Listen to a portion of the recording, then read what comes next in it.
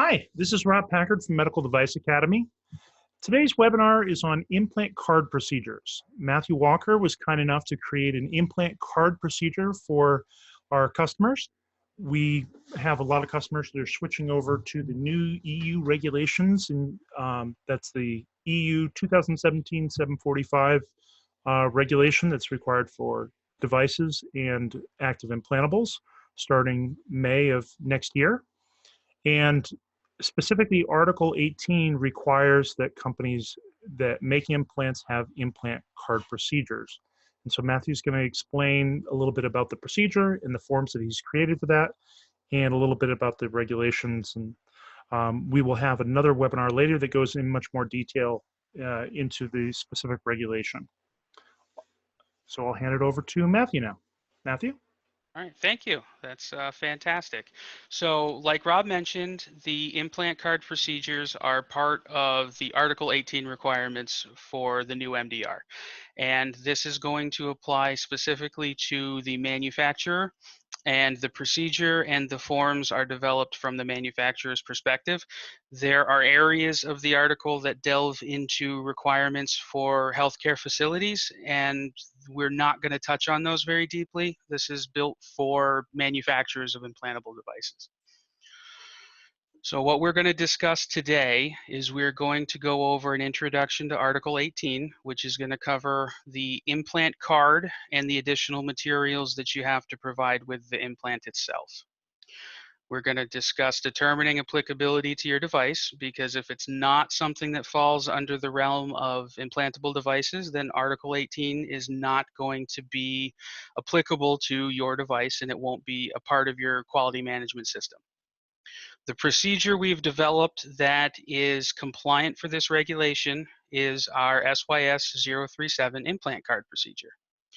The two forms that come with it, Form 44 is going to be specific to the additional information that you need to supply to the patient with the receiving your implant.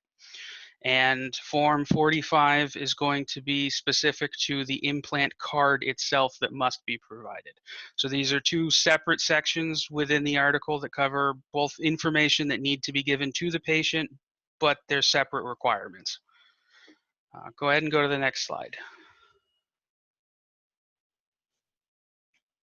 So the first thing we can cover is where to find this area of the regulation. And this is Article 18 of Regulation EU 2017/745. And we've included a link for you to find one of the electronic versions. And it's provided in multiple language formats, and any of the quotes you're going to see in this presentation are from the HTML English version of this regulation. So next slide.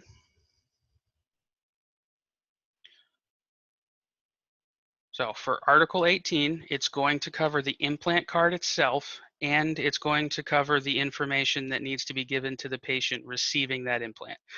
And there's three different sections, and you can break them up into the manufacturer requirements, the member state requirements for health institutions, which is not an area that the procedure or the forms are going to cover. We're doing this from the point of view of the device manufacturer. And they have a list of exempted implantable devices. So not every implantable device is going to have to comply with this area of the regulation. Next slide.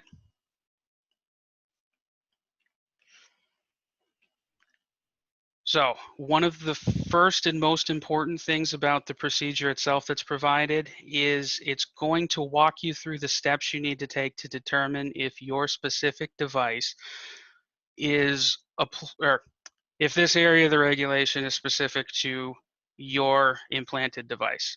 It needs to be a medical device, it needs to be an implantable medical device, and it needs to be a non-exempted implantable device. So the procedure is going to walk you through the steps to determine if your device needs to comply with Article 18, or if it just needs to cite an exemption that means that the article does not apply to your device. Next slide. So If you go straight to section 7.1 of the procedure you've purchased, it's going to step-by-step walk you through a decision tree to determine the applicability of Article 18 to your device. It's going to be using a yes-no line of questioning, and it's going to ask simple questions like, does your device fit the definition of a medical device? If yes, proceed to the next question. If no, this article is not applicable to your device. So using that decision tree, it's going to help you determine if you even need to go through the steps of producing an implant card and producing the additional materials that you need to supply to the patient. Next slide. So this is an example of the decision tree and what you're going to find within the procedure itself. So obviously, if this is not a medical device project, then we don't need to move any further, and Article 18 is not applicable to this stage of your development. Now in Article 18, Section 1 and Section 3 specifically state that they're applicable to medical devices. So if your device is not a medical device, we don't need to move any further because it's not applicable to you. Next slide.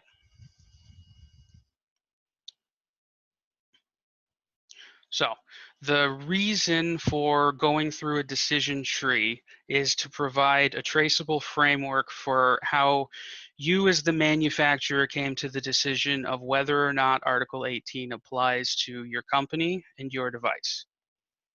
And that is going to be used to determine if you need to go on to the next steps of developing the implant card and the additional information that you have to give to the patient receiving your implant. Next slide.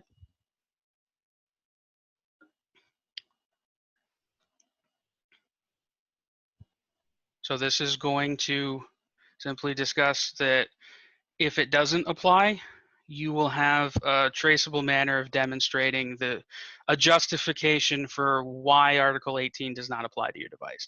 You will be able to say, well, it's not applicable for these reasons. Next slide. So once you've determined that you have an implantable device, the procedure is going to walk you through sections 7.2 and 7.3. And these individual sections are going to cover the areas of the implant card itself and the specific deliverables of the extra information that has to be supplied together with the device to the patient receiving the device. Next slide.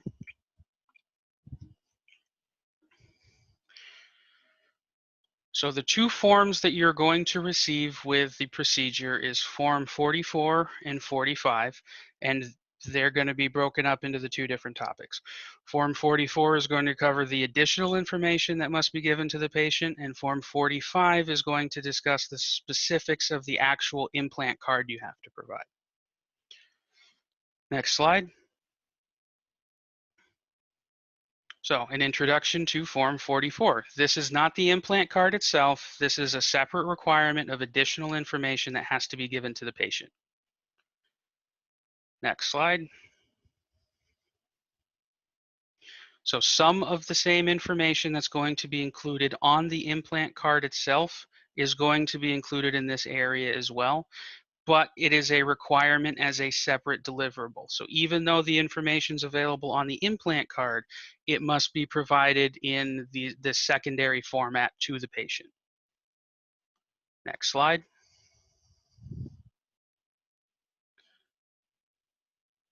Some of the important aspects of Form 44 is that it doesn't provide a specific structure for how that information has to be provided. They require it to be provided by any means that allow rapid access to that information, and it has to be stated in languages that are determined by the member state that the device is made available in. This is going to require communication from the manufacturer to the member state to determine which languages are required for devices within that particular member state. So it could vary within different areas of the European Union. That you're not going to be able to have just a standard 2 or 3 languages that will cover the entirety of the EU. It's going to be determined by individual member states. Next slide.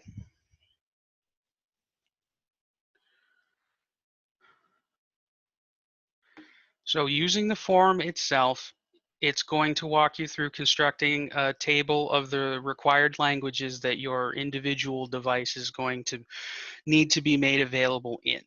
And this is going to vary depending on what member state you're going to be marketing your device in as well.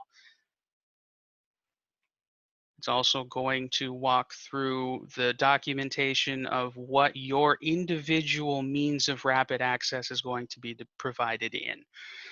That could be something as simple as an additional pamphlet or booklet provided with the implant card to the patient that's receiving the implant. Next slide.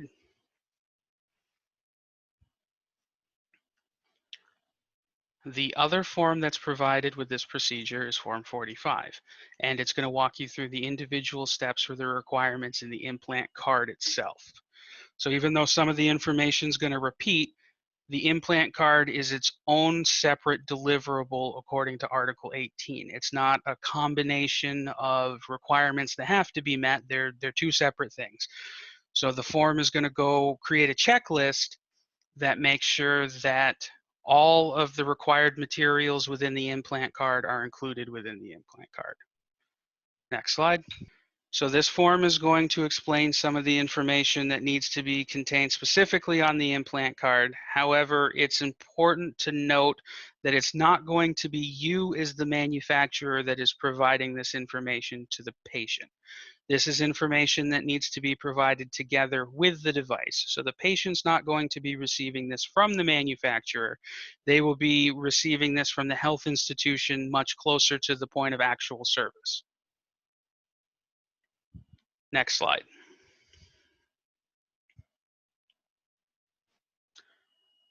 As I stated before, there's going to be some repeating information between the implant card itself and the additional information that needs to be supplied. And a lot of that's actually going to be contact information for you as the manufacturer. But it has to be provided separately on the implant card as well. So even though it's being repeated, it needs to be in both of these places. And you can find this within Point A of Section 1 of Article 18. Next slide.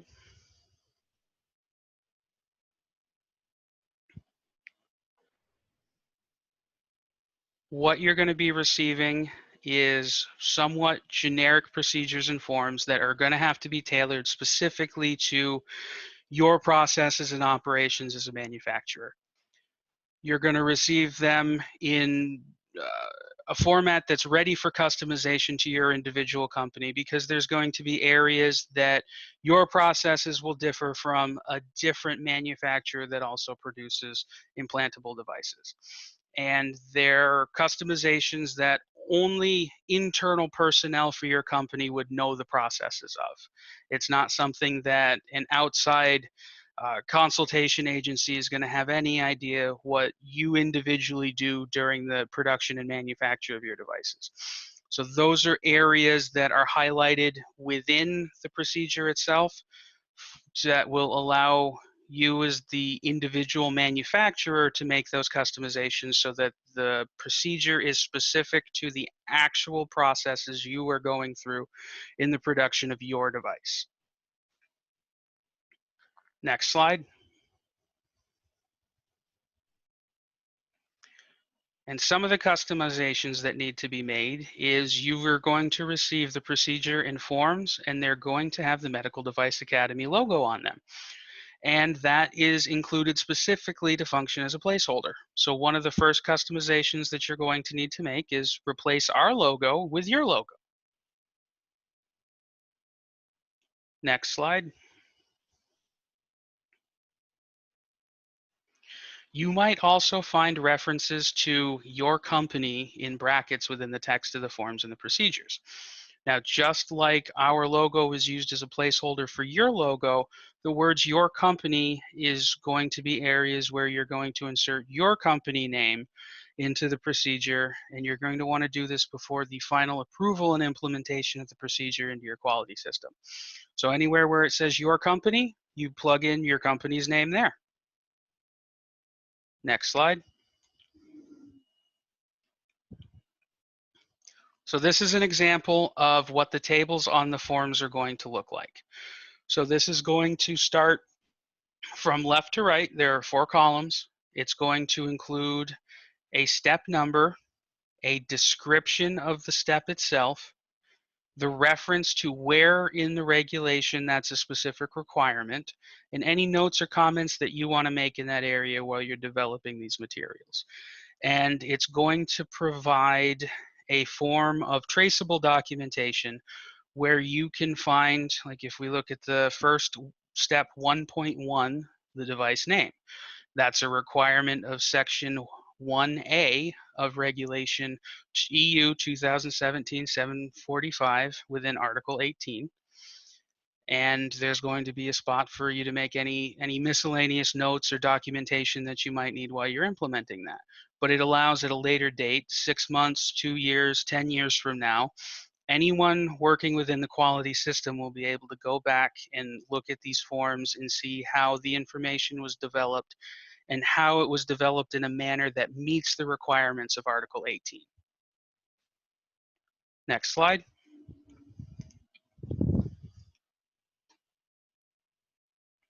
Now the forms are presented in a standardized format.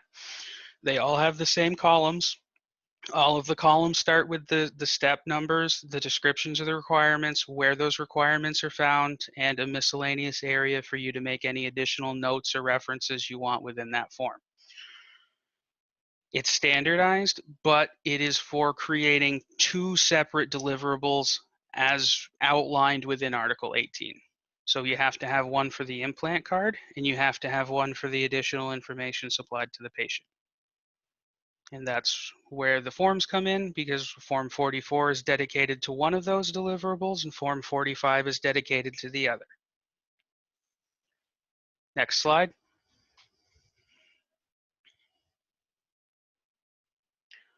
So for some final notes, Article 18, much like any active quality management system, is a living document that may and probably will change over time. One of the examples of expected changes is if you look at Section 3 of Article 18, it's going to maintain a list of exempted implantable devices that don't have to comply with the implant card and additional information requirements.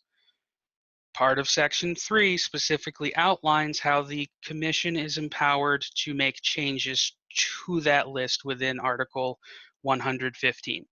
So at any point in time, the Commission is empowered to make changes to what they consider exempted devices. They can either add more or they could take them away. So one of the parts of maintaining an active, up-to-date quality management system is if you are going to be producing implantable devices, you're going to need to verify before you bring your product to market that the list of exempted implants hasn't changed.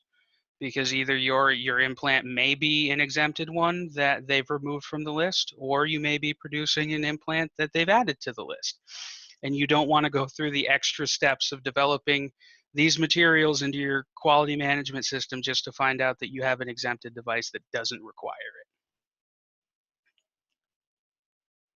Next slide.